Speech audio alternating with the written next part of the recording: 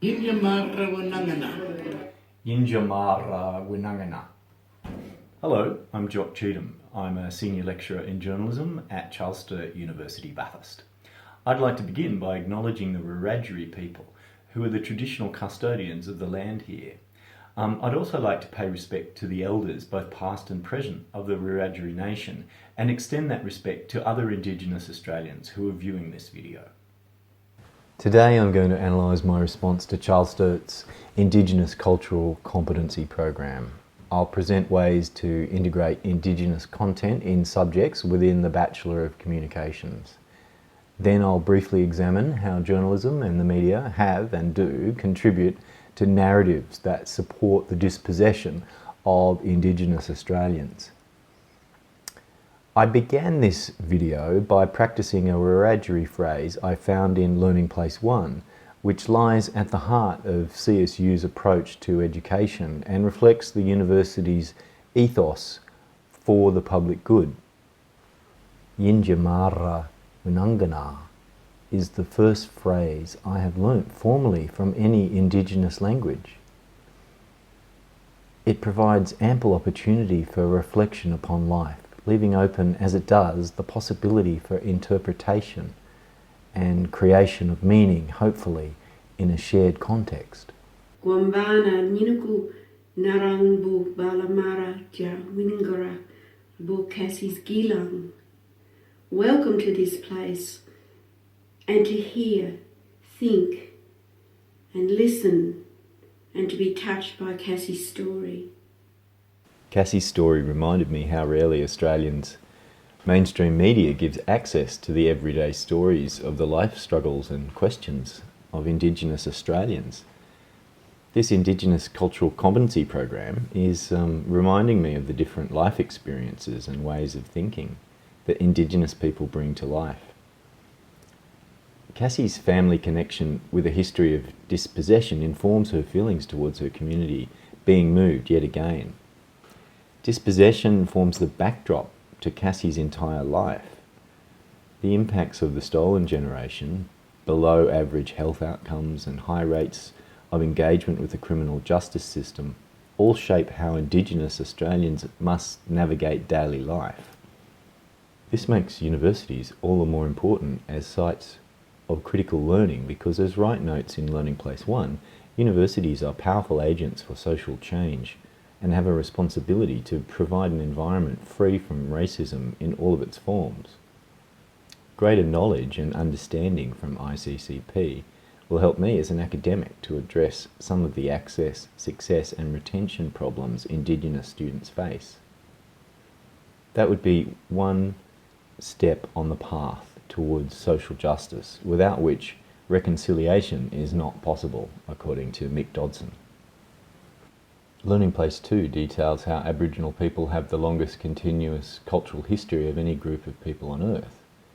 I had seen first footprints a few years ago, but the material here served to remind me of key principles, including that the dreaming is an all-encompassing spiritual and knowledge system, and that relationship to country retains important meaning for 21st century Indigenous Australians. Indigenous Australians' heritage of sustainable economic management of this continent points to lessons for Australians today. Learning Places 3 and 4 reminded me of the trauma, the lack of choice, and the long-lasting, profound impacts of European colonisation. The forced removal of children has resulted in community fracture, trauma, as well as poor health and education outcomes. In my mind, the history of the past 230 years is one of dispossession, of survival, disconnection, of resistance, poverty, disruption, but also of maintenance of language, culture, and spiritual lives, as well as marginalisation, exploitation, and community solidarity. Whiteness was a central notion of Australian identity for a long time. It still is, but that's changing. Australia's European origins were assumed and enforced to the exclusion of Indigenous Australians. At CSU, we need to create inclusive learning environments that allow Indigenous students to feel secure and to flourish. Discussions need to be respectful and a diversity of perspectives fostered. This is why we need to incorporate and integrate Indigenous content across subjects and the course as a whole. I can see within CSU's Indigenous curriculum framework the options for integrating Indigenous content across the curriculum. CSU's policies support culturally appropriate ways to do this, as do CSU staff in the Indigenous Australian Curriculum and Resources team, including Dr. Barbara Hill. There's an example in the Charles Sturt University guidelines of a subject which is a hybrid Indigenous Australian Studies subject from the psychology school, and it's Sci 114. I believe that journalism could take inspiration from this subject and have a similar kind of a first year idea of looking at the history of the way that the discipline or the profession has engaged with the history of Australia.